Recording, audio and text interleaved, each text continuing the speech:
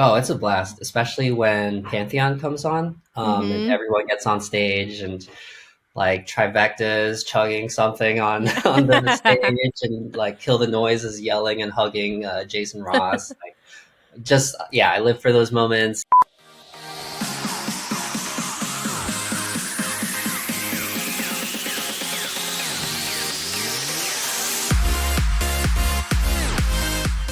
Hey guys, welcome back to Rave Culture Cast, your weekly guide to the EDM community, music festivals, and more.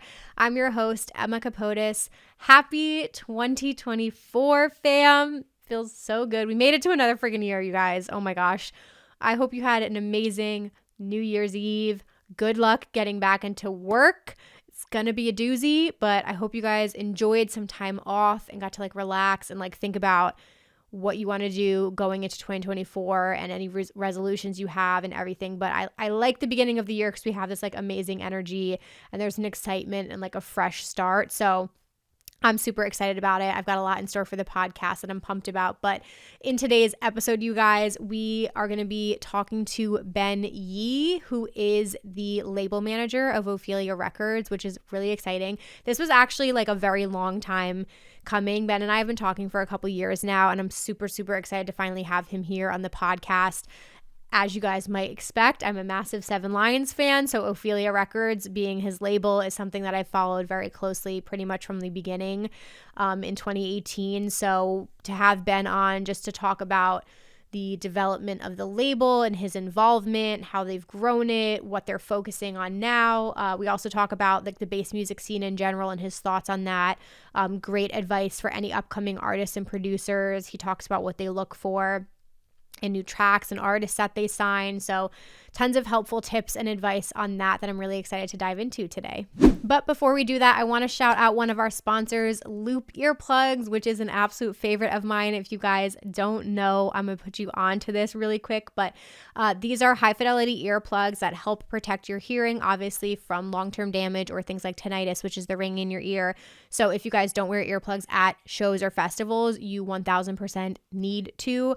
I want to recommend to you the Experience earplugs. So these are specifically made for live events. They reduce noise by 18 decibels. So you're still going to get the clear sound of the set. It just filters out the noise so it doesn't damage your hearing. So sets sound incredible. There's no muffling or anything like that. And I really like that these have like a very sleek design to them. They also have 4 interchangeable tips too, so that they fit your ears perfectly. So definitely find the size that works for you.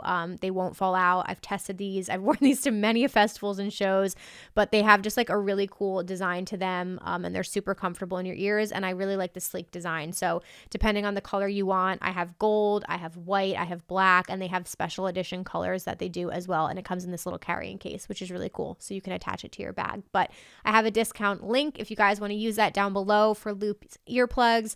Browse all the other editions that they have. The quiet ones are fantastic as well.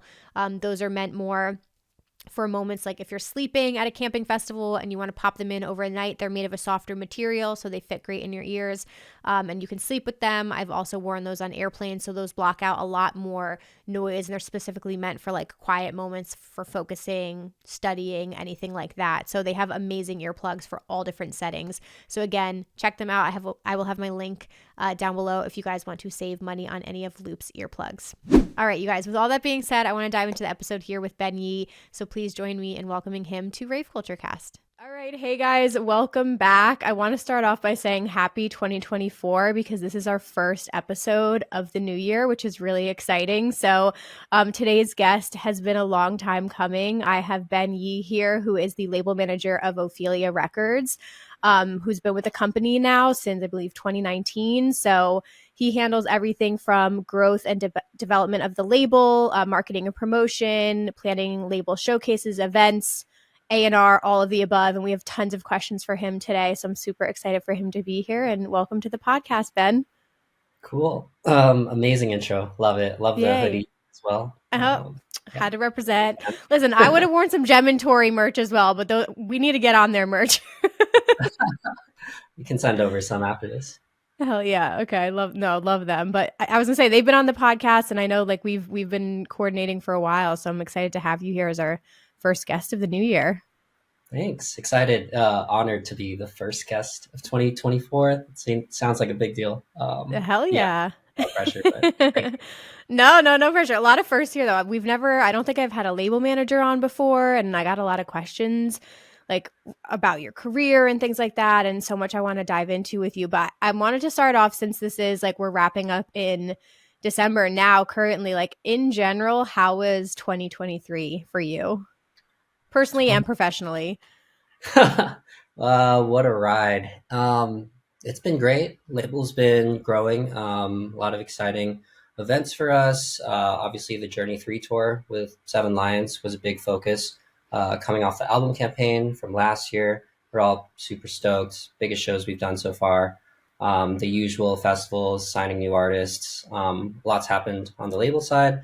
And Mm-hmm. for Seven Lions, Jeff. And for me, yeah, a lot of growth, a lot of struggles, a lot of ups and downs. Mm-hmm. But we can get into that in the podcast.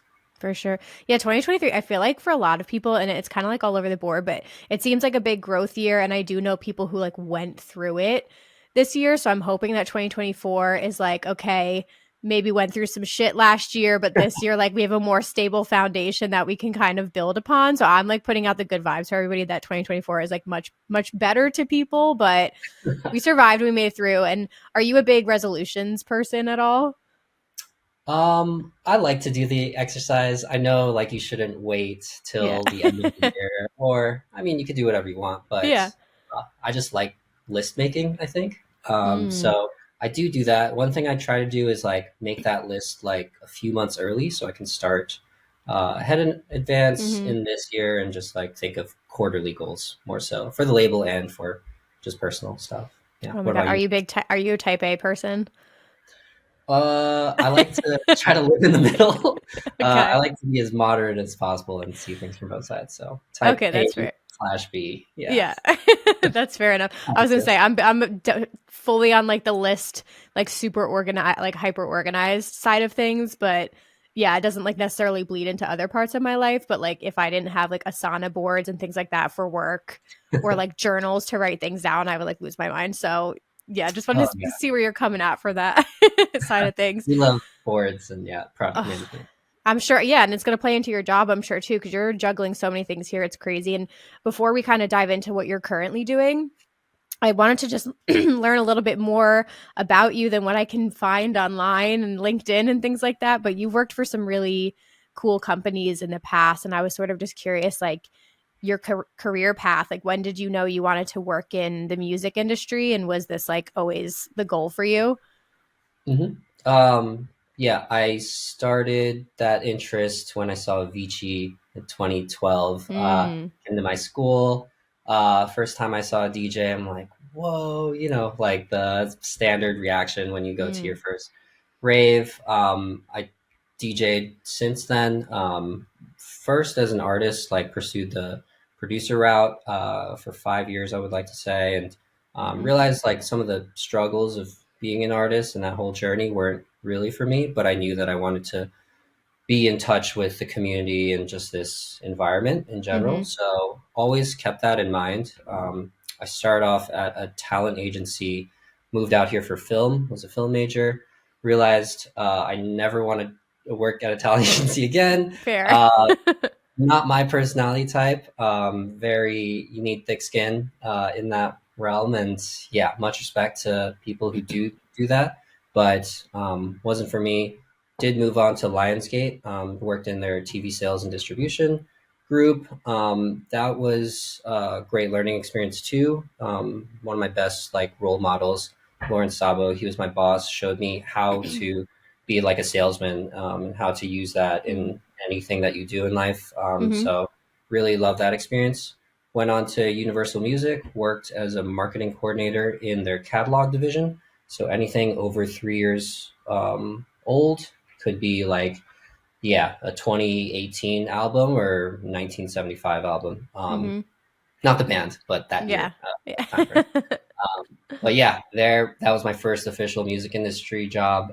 Learned like the ins and outs of what it takes to release a record start to finish. Mm-hmm, Work with different artist teams, the metadata delivery side of things, pitching, So that was like my entrance into everything. And once Mm-hmm. I had that experience, I was able to basically just shoot over like a cold email to Ophelia saying, I love your stuff. Been a fan for X amount of years, and Mm-hmm. yeah, know all this stuff. Would love to help out in any way. They were looking for their first full time hire at the same time that I emailed, so Wow. bit of a right place, right time. Mm-hmm. And yeah, they saw my passion and my experience and took a chance, and I've been there ever since. Wow. Yeah, that was great timing too, because the label was started the year prior. So you were kind of there like almost from for its entirety at that point, right? Exactly. And up until that point, it was Seven Lines' two managers Mm-hmm. operating the label. But because of the success of like First Time and Island and a Mm-hmm. bunch of other tracks and the melodic bass scene really picking up steam, yeah, they decided it was time to continue to grow out the label from its initial intentions and origin. Right.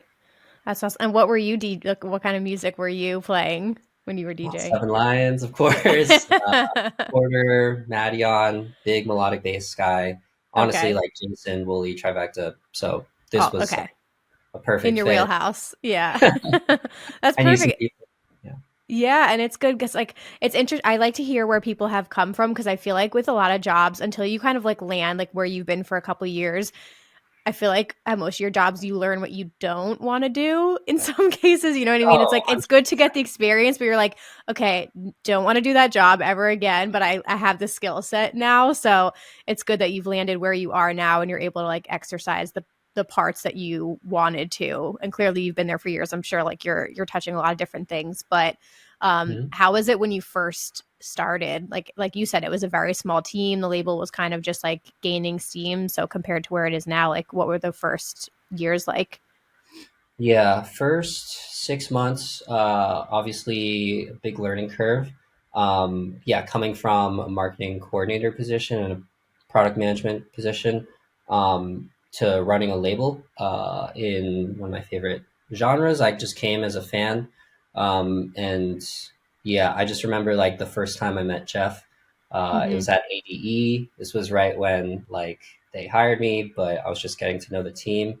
They were coming down. It was him, Emma, Courtney, and their manager, all like full black, walking down the stairs of this fancy hotel. I was shaking. I was like, "Oh God, like please don't freak out." Uh, and we were just talking about like mindset for the label, what he was looking for in a label manager, like my views on how to grow this community out more. Mm-hmm. um, and yeah, just honestly, like as a fan, pulling as much information I could online from friends about their thoughts on where the scene was going, like how to work with different artists and managers and people in the industry, just to like learn anything on the job. Like Mm-hmm. I didn't know what a label manager was before this position, Mm-hmm. and yeah, I just had to kind of go through it Yep. and learn by example. Make a lot of mistakes. Hopefully, the mistakes I make now aren't as big as the ones Yeah. I've made before, but we'll continue to fall and stumble for as long as I live. But Yeah, such is life. More eyeballs on you now, but it's you have the experience now to like back yourself up and the relationships too, which is really really good. But that's so funny. I feel like I haven't met Jeff before, but they're like the nicest people. And the one big thing you've mentioned community a couple times, like me being in it myself, there's just something about the Ophelia, not only just the artists that you guys have signed, but the community itself that is just so hardcore. And I feel like once you're in it, you're kind of in it for life. Like how did you develop it? Because I'm obviously there were fans of Jeff, but now like there's just so many artists I associate with Ophelia now. And was that a goal to create such a close community, or how did you guys like cultivate that? yeah, it was one of the first things that Jeff brought up in that meeting. He wanted somebody to really champion, like, wave the flag for Ophelia and Codex, which is like the fan base, and Mm-hmm. Jeff's fans and all the fans of the artists. Someone also to feel like to have the artist feel super comfortable with, like they can hit up about anything, and it does really reflect mostly on Jeff. I would like to say, just like his ethos as an artist.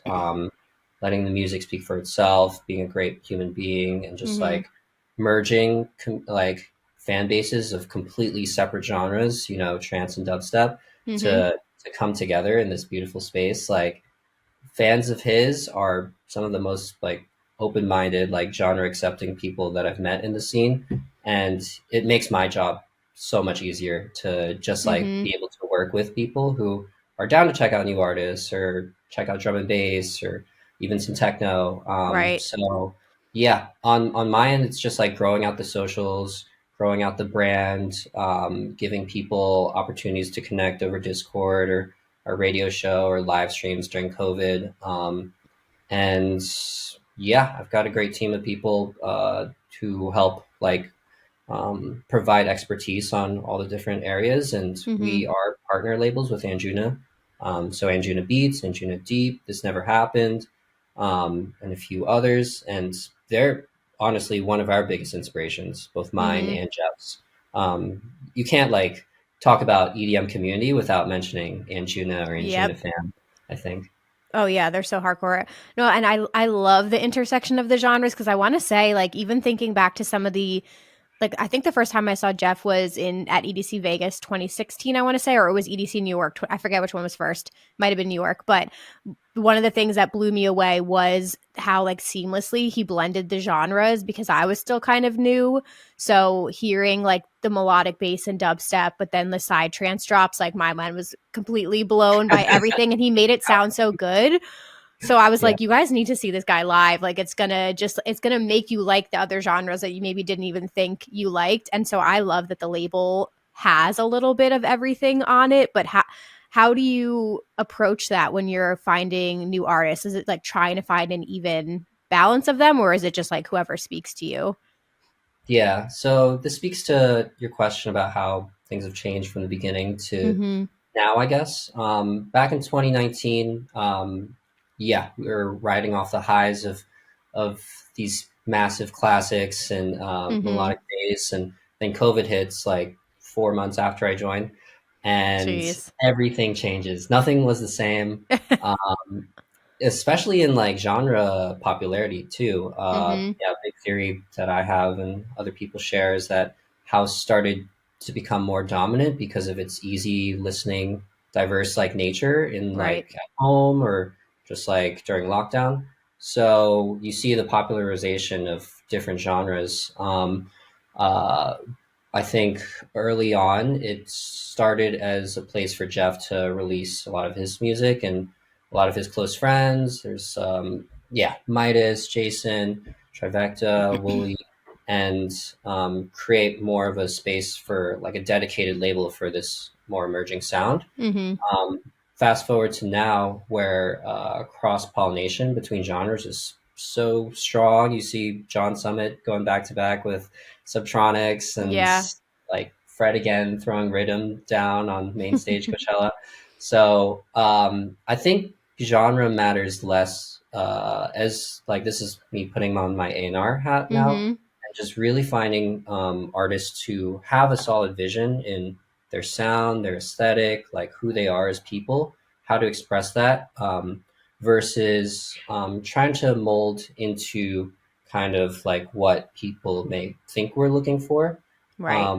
Yeah, and just trying to follow your authentic self, which is very Mm-hmm. difficult, especially as an upcoming artist. But yeah, I think Right. that's what we're trying to prioritize these days. Yeah. And how do you when you have new projects pop up too. Like I know I'm jumping all over the place, but when like Abraxas popped up and that's like a side like alias that's going to start happening, that's like more in the side trance like realm of things. What is your like thoughts when you first hear that like I don't know when that was conceptualized or when you like first heard that that was going to be a thing, but like what are your thoughts when like that gets introduced into the equation here? Oh, it's just like how do we make this as amazing as possible because it's already such an amazing concept and straight Mhm. from the heart of Jeff and Phil and Locke, who make up Demibo as the other Mhm. two members. They came together as like a fully fleshed out concept with white lab coats and the mythos Mhm. behind it, similar to what Jeff has with the mythos of Seven Lions. Um, yeah, I'm waiting for the next Abraxas set, the an Abraxas EP, like anything Abraxas related. We would love that. When they debuted at Dream State, 2021 or so, Mm-hmm. to close it out. Yeah, that was just, you could feel the excitement and energy in that room. Yep. And we love side projects. It gives artists like a nice space for them to really have fun into maybe something that they might just like recently be super excited about. Right. So that feels really strong. Yeah. And with the genre like trends changing, like you mentioned house music, which I'm definitely a big fan of, but I kind of like a little bit of everything. But when you see like kind of these trends changing a little bit, like, okay, maybe this past year, like techno is popping off, and even like a lot of people are trying to go for this like Tale of Us anima sound right now. Like, does that have any effect on you guys? Or again, are you just really trying to find like interesting artists at the end of the day? Yeah, it's tough. You don't want to trend chase too much, right? Mm-hmm. But at the same time, you can't be like ignorant of what is connecting with most people. Mm-hmm. So I think that is like impacting just like the way some of our artists are thinking about releases these days. Mm-hmm. And definitely for us too.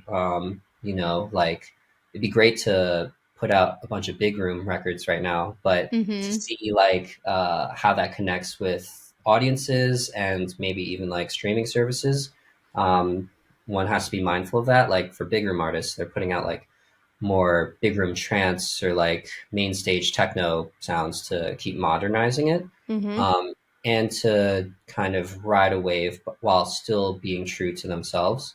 So yeah, we are looking more at like four on the floor releases these days, kind of like melodic house or mid tempo, or Mm-hmm. this isn't four on the floor, but like drum and bass and trap and bass music. So we are branching out a bit sound wise, but we hope to retain like this Ophelia ethos. It's kind of like if Jeff gives like the sign off, really thinks it's awesome and Mm-hmm.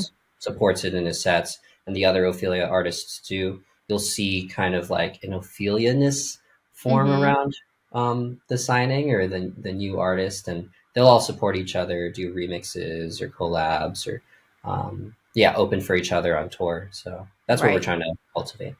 Also, I also like how you guys, I feel like sometimes with your job, it's also like giving people what they don't even know that they need.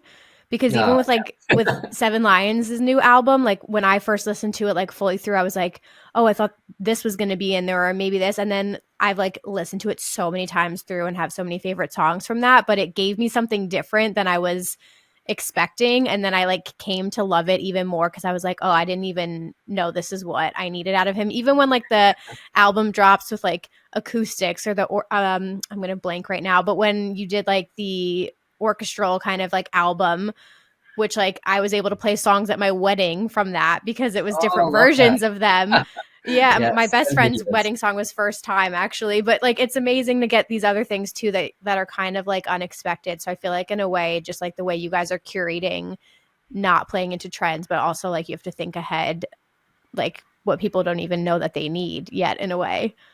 Exactly. That's the job of a great DJ, I think, as well. Like, give people what they're familiar with to connect with each other and sing their hearts out, but Mm-hmm. also show them something different.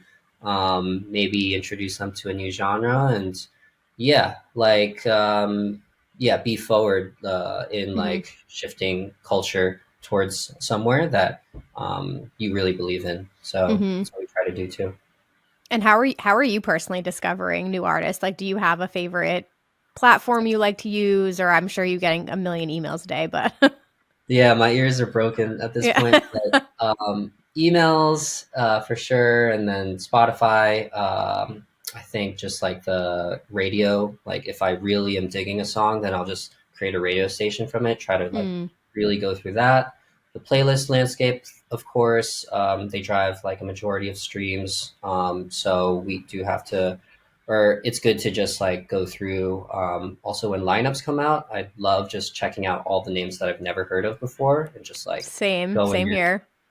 right. E-Force Mm-hmm. just dropped, was doing that for that one. But yeah, looking for the undiscovered talents or less discovered ones at the moment, and just really trying to get ahead of the curve. So yeah, a lot of mixes too. If I am really digging an artist, I'll look up 1,001 track lists, go on there, and Mm. then like look for those IDs or the really nasty parts where I Mm-hmm. just need to know who that person is, and then go down this rabbit hole. Oh, I love, Um, yeah, when you're on SoundCloud and I think it was one of Dom Dolla's like mixes, I forget which one, and there was just like a filthy drop, and I was like immediately look at that section and find out what the idea. Yeah, and it was like such a random track that came out like a year or two ago. It wasn't even like a new thing, and I was like, didn't even know I needed this, but it was amazing. Um, I do want to ask you too, just like again about like the family that has been created with Ophelia between your artists, because it's really cool to see the tours that you do, and then collaborations where there's 12 of them on a track or something crazy like that. Like it just, you can tell that they're genuine friends that are being formed through. And I know a lot of that was before, but also probably, after signing people. So what's it like being on the other side of that and like seeing the artists like interact with each other? oh, it's a blast, especially when Pantheon comes on, and Mm-hmm. everyone gets on stage and like trifectas chugging something on on the stage, and like Kill the Noise is yelling and hugging Jason Ross. Like, just yeah, I live for those moments, and it's just like surreal to see everyone come together and just like bring people like that on stage and on the music side or whatever it is. Yeah, I think the label started as kind of like a home for Jeff and his friends, and Mm-hmm. it is hard to find maybe on the business industry side like a home of people who you really connect with that doesn't feel more forced for maybe networking or work related Mm-hmm. purposes. It is a tricky thing to navigate, but like everybody kind of leaned on each other during the pandemic, and there was a Mm-hmm. group chat that was formed and just asking for advice during hard times. And Yeah. um, you see it like you see that this is more than just like a work thing. It's a life thing, and Mm-hmm. yeah, some of these relationships were yeah, we're meant to be. It seems like so. Just grateful to be a part of everything. That's awesome. Yeah, and even with the tours, like I was talking to Emma at the Brooklyn Mirage show, and she was just talking about how close the staff got with this last tour and production, like everybody involved. Were you on all of the dates? Like, are you going on the tour bus and things like that, or do you get to go to select No, shows? I would love to. I yeah, Yeah, it'd be a dream to do like a full tour. yeah, Can't remember how many dates that was, but right. too many, I think, for my introverted at times self. Fair Yeah, enough. yeah, You yeah. need like a balance. You're like, I need to get sleep and be able to do my job on top of everything else. Yeah, I Oh got emails man. to send in the morning. How do you pick with, because I love when I see like an Ophelia takeover at a festival. Is like, how selective are you guys with that? Like, does it depend on if it's like the right type of festival for the label? Do you pitch that to festivals or do they come to you? Like, how does that process work? Yeah, so our agents for Seven Lions, Matt Rod and Lindsay Roblesi, they handle a lot of those conversations, and usually it'll be interest in Seven Lions or like a package deal, and they'll negotiate back and forth on what makes sense. Mm-hmm.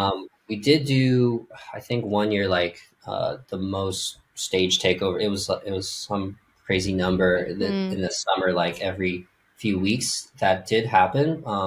And yeah, there are times in which like Jeff wants to focus on his own tours or mm-hmm. just like yeah, play a bunch of big marquee festivals.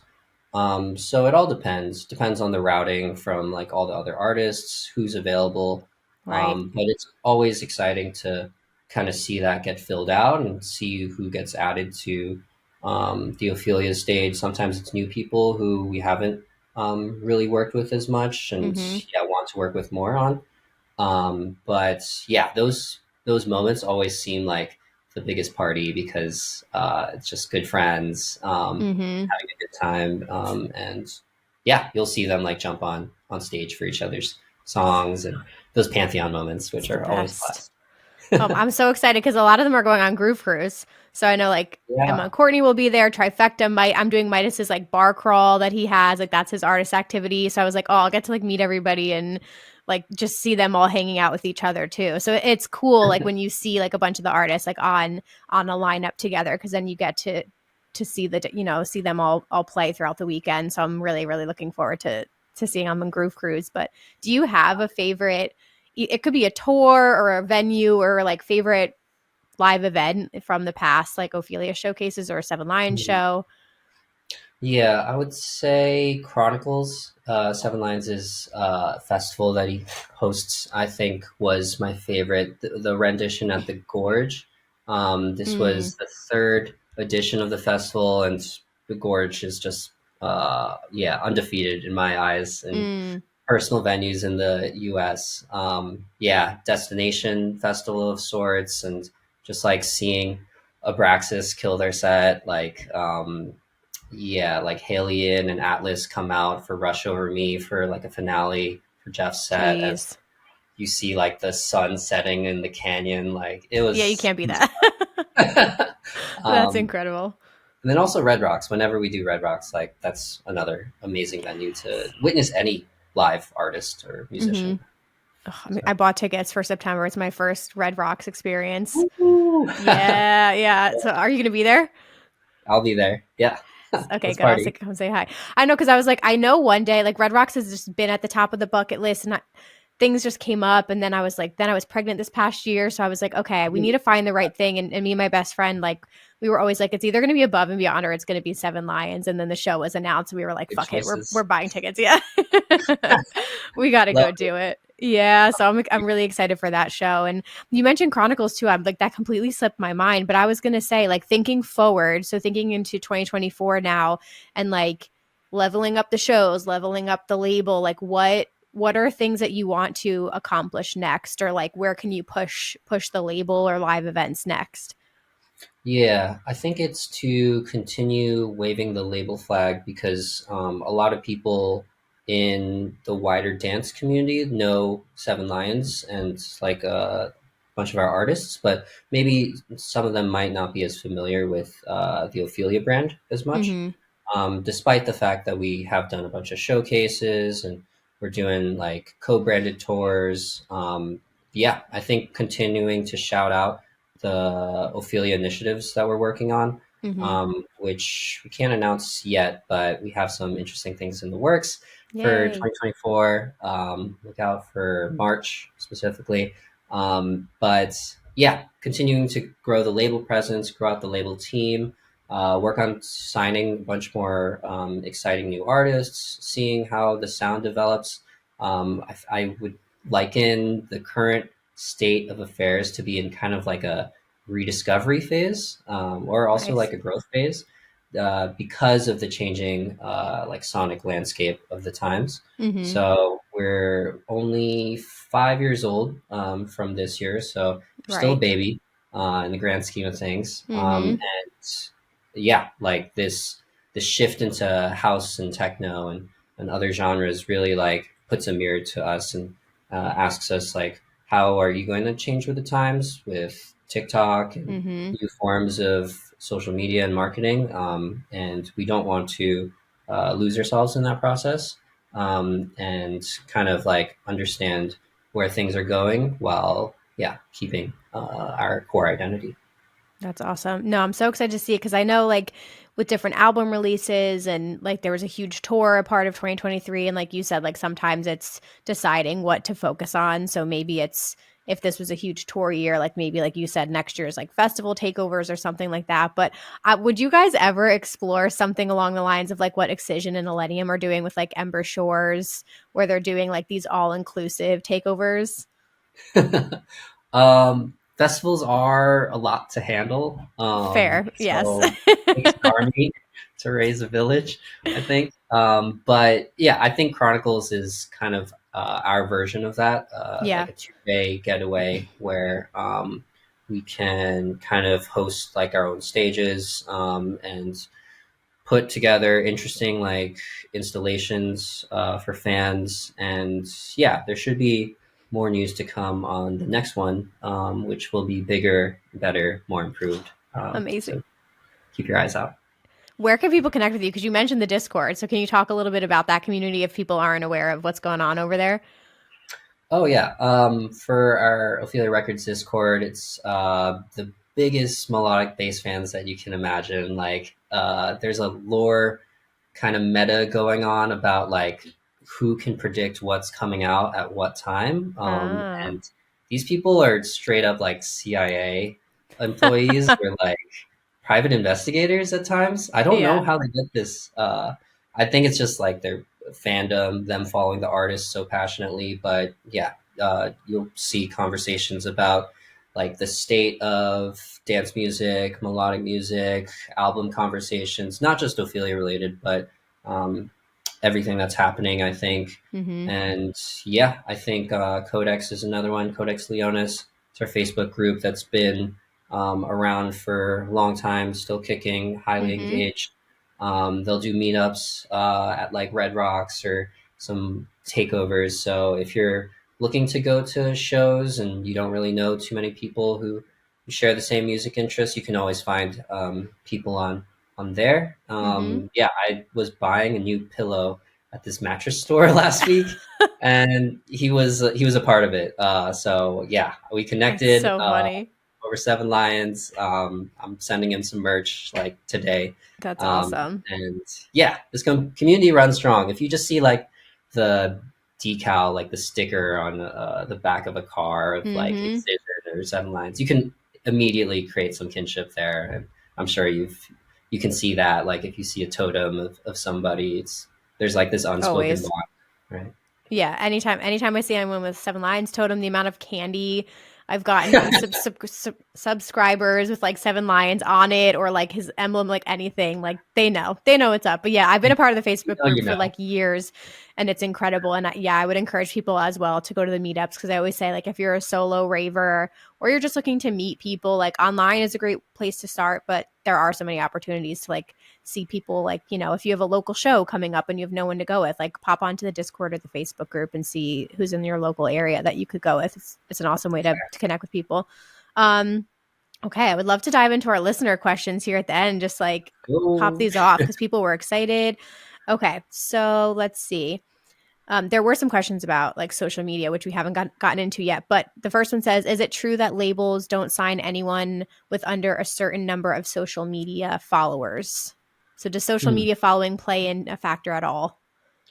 Yeah, it'd be interesting to hear where that person heard that from. Yeah. Because I can only speak for Ophelia, of course, but number one, music. I think like it can be one follower, it could be 10,000. If the music is not like, yeah, really challenging conventions, adding something new to the story, or really like well detailed, thought out, mixed and mastered. Vocals are solid. Like I don't think that would be the first port of authority Mm-hmm. for us, and then everything else is secondary. Like if we really believe in the artist, like we'll find a way to make it work, even if they don't have the biggest following. That being said, maybe if we're more on the fence for a song, then we'll take into consideration other factors. So like yeah, what is their how do they connect with fans? How do they talk and engage with people online? Mm-hmm. How do they represent themselves as artists in their branding? Have they given like all the other things as much thought as their music? Because Right. obviously it's like the music business. You do want to see somebody who yeah, has thought a lot about these other aspects and invested Right. a lot of themselves into their project. So not necessarily like the social things matter as much, but just like Mm-hmm. amount of attention and work that's gone into multiple aspects of an artist project. That's a great way to think about it. Yeah, I also think about people too who maybe they did put a lot of like time and attention into like growing their following like on TikTok or like I think of like Zingara like comes to mind who like absolutely like blew up on TikTok and then was booked everywhere kind of after that and is on like some of these amazing tours. So I feel like in a way too if you can see somebody whose music is incredible but they also just found a really creative way to leverage social media, it's like a win-win at the end of the day. Yeah, there's so many routes to like achieving your goals in the music industry, which is the fun part of it, right? Like how Mhm.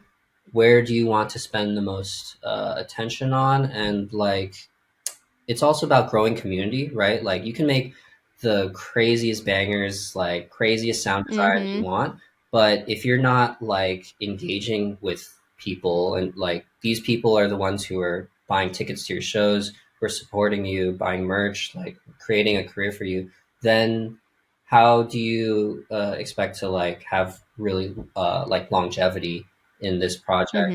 Mm-hmm. Some people can go the sound design direction and maybe like create sample packs or create music for other artists. And there are like so many ways. It doesn't just have to be the headline artist like route that seems to be like the shiny like gold object that Mm-hmm. people reach for. But yeah, the music industry is vast, and there's a lot of ways to tackle one uh, challenge. So yeah, I think people Sure. should keep that in mind as well. For sure. I always feel like, and I know like I'm not an artist, so I can't speak to them and everybody's personality is different, but I'm always like team social media because I feel like you can just show up as yourself. Like, don't even, I get if like you're being forced to do something that would take like the fun and creativity out of it. And I can like imagine that being so fucking frustrating. But I love the artists who are just like themselves, like whatever platform they show up on, like they're just posting as themselves. Doesn't need to be anything crazy, but they're like showing up, interacting with their fans. Like I appreciate that as a fan. So I feel for artists when I see them like complain or get upset that they're like getting encouraged to use social media. But then the other part of me is like, but it's not that hard. Like you could literally just like be yourself online and show like your personality. But I'm also like kind of introverted and extroverted. So I'm like, if you're really fucking introverted and you just want to make your music and like go away, then I get Yeah, it. I like It's hard. you get what you put into it as well, right? Mhm. Like if you want to explode your following and reach the masses, then you do have to put yourself out there a bit. But I understand that it might not be the most natural for a lot of people, but Mhm. yeah, really dig into what works for you. It doesn't have to be like this crazy, like really cool photo shoot of you looking like Mhm. hard as hell. But Yeah. it can be you with a cup of coffee. It could be like some like photos that you took just like on a hike. Whatever like you're Mhm. interested in, I think fans really want to lean into that more. And you're seeing like some of the artists who leverage that like really take off with like success, like Fred again, for example. Just those Mhm. like raw clips of everyday life where it's not the most polished, but it's what's real and what's real to him. Amen. Yeah. Okay. What specifically style, branding, personality do you look for when adding a new artist to the label? I know we kind of touched on this a little bit, but if somebody was like interested in working with you guys right now, what would stand out to you? Yeah, again, just a very clearly defined vision for how they want to express themselves online, at shows, through their music, a sonic like signature. It does take a while to get there. Like you're gonna naturally want to sound like your heroes, but at a certain Mhm. point, you're gonna have to uh, break away, like fly away from the nest, and I think that's one reason why it's great to get like a range of influences. So looking outside of your subgenre or even like the genre of EDM to see like what really kind of what attributes you to like this unique blend of influences, which we all are. Mhm. So like Jeff, for example, loves metal and like he listens to a lot of that outside of just like working on music. So Sam loves folk music, and you can see Trivecta just like creating his own path within the melodic bass community, and that really Mhm. resonating with people because it's fresh, it's different, and yeah, I think a lot of times we look at other people who are successful in dance music or in general, and we try to like model our pathway Yeah. that way, but it's already been done Mhm. before, and it hurts to hear. But yeah, finding your unique you and seeing if you blend with like the values that Seven Lions and Ophelia and our fan base like espouse, I think Mhm. have a pretty good chance. Yeah. That's awesome. Perfect. Okay. Thoughts on the state of bass music right now? That's like a loaded question. Hot topic. Um, Yeah. yeah, I think the John's Tronics, is that how you say it? Subjonics, I think. Subtronics? Question. Yeah. I think so, yeah. I love seeing that. I love seeing like how many genres people are throwing into their sets these days. Like Mhm. maybe the younger generation cares less about naming conventions, it seems. So that's really cool to see. At the same time, you've got like house and techno like dominating EDM radio and like streaming service playlists a lot of the times. But then you have Millennium, Slander, Jeff, like Mhm. playing the biggest shows that they've ever played. So it's an interesting time. Like you're seeing the growth and like success of a bunch of different genres.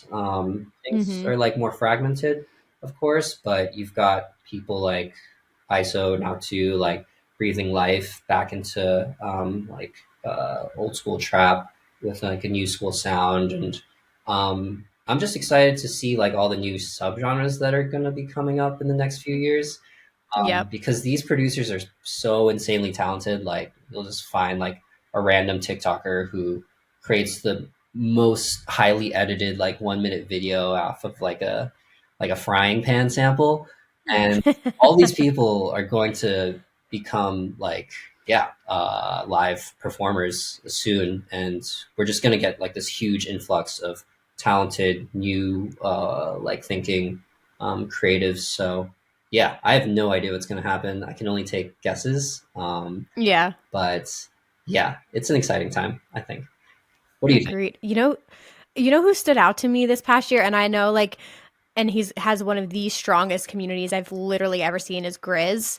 Like his like fandom is so hardcore, and there's such a beautiful community as well. But I'll just never forget his Okeechobee intro was like one of his TikToks where he like burned some chili and he like remixed it, and it was the most mind melting drop to the Oh, intro of his set. That was fucking insanity. I'll have to send it to you. I need to see that. And oh my God, it was so good. And it just made me laugh because I was like, this is like why people are obsessed. Like, it's his personality. He's blending in like his social media.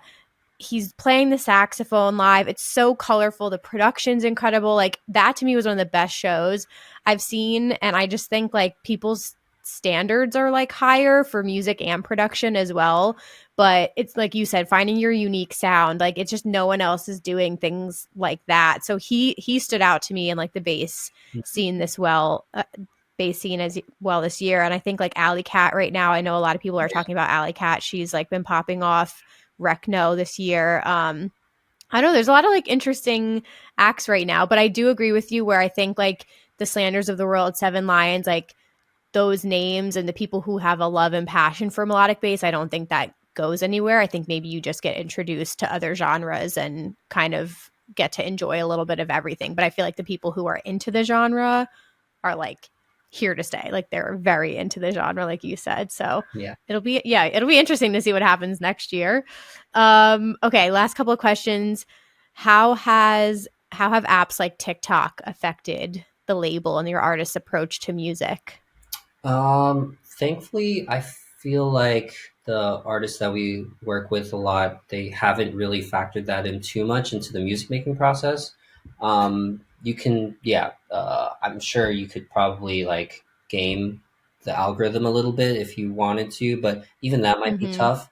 I think like an authentic approach to what really excites the artist first and foremost leads to generally some of the better results, in terms of like something that the artists do feel super excited to put out. And that's not to say that like ones with TikTok in mind aren't ones that they would love to play out, but a focus on like the songwriting, a focus on the production, and hopefully like great results will come from that on TikTok and Mhm. socials.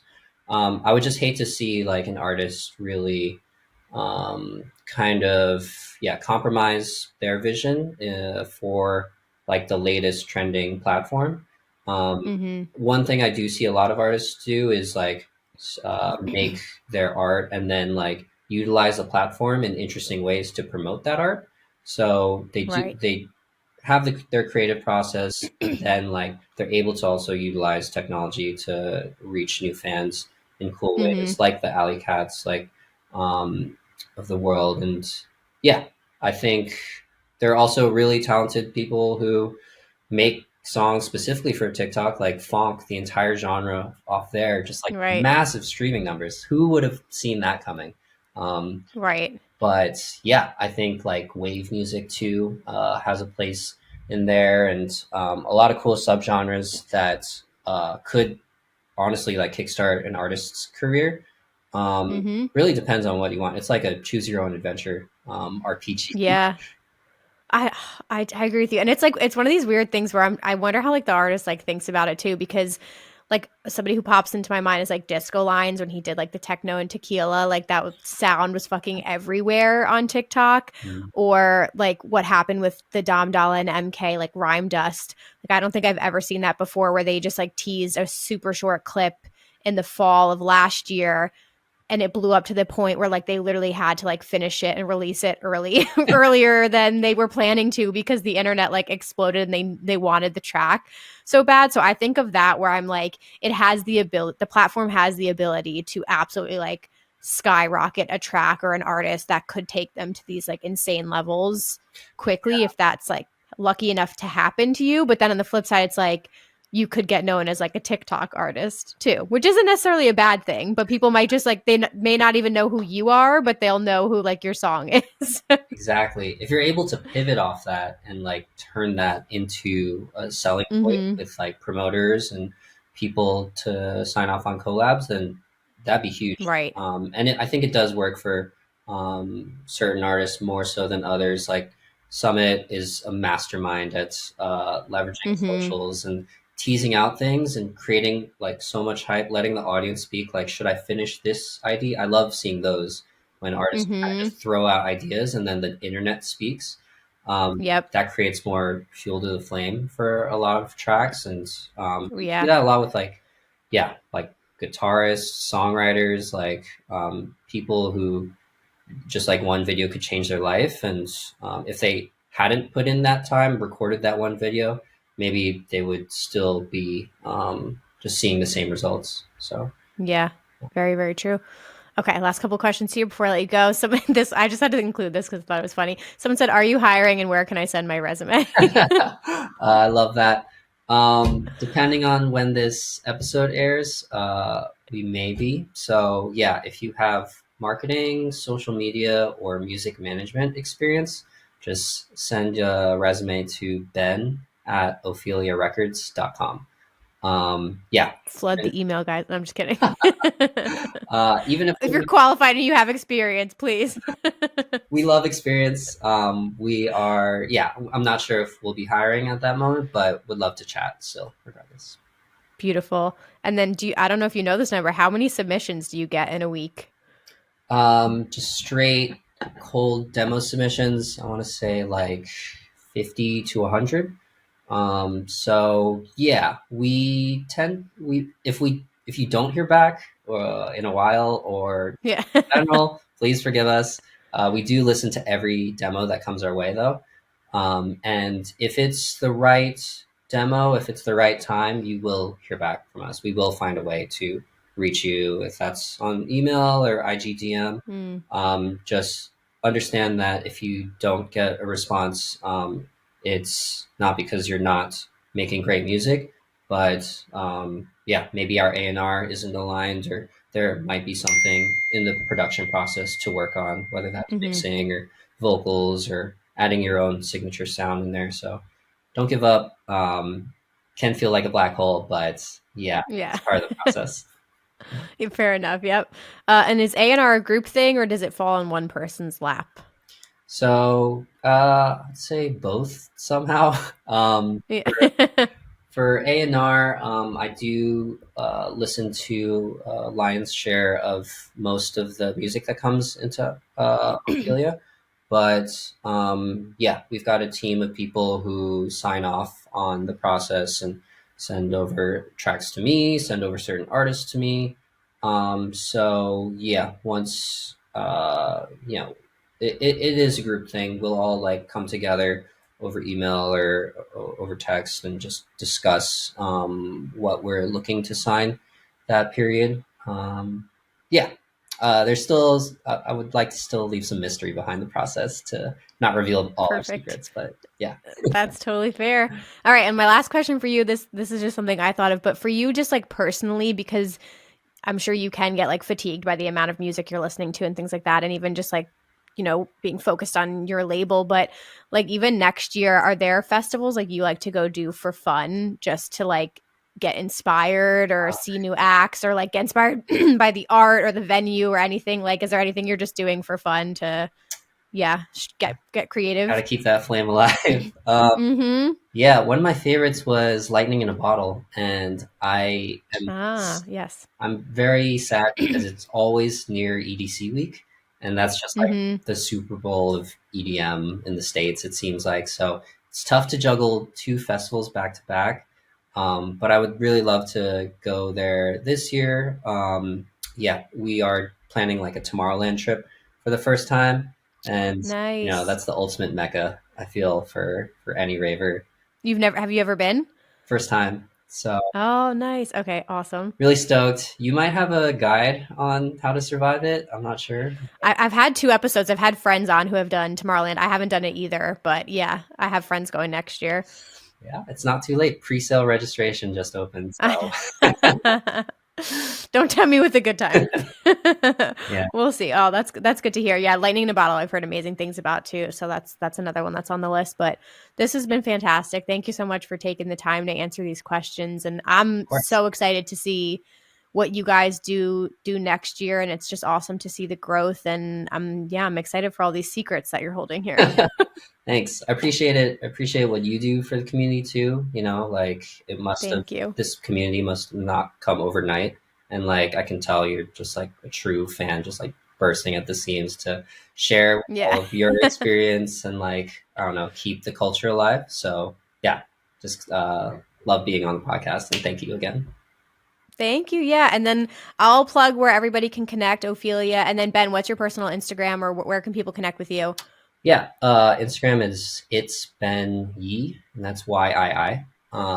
Mostly just on Instagram, but yeah, if you want to send a message or send over some demos, you can hit ben at opheliarecords.com. And yeah, say hi at a show, and yeah, thanks again. Perfect. Thank you so much. I appreciate it, Ben. I'll link all your stuff below and I will chat with you soon. Cool. Thank you. Perfect. Bye, guys. See ya.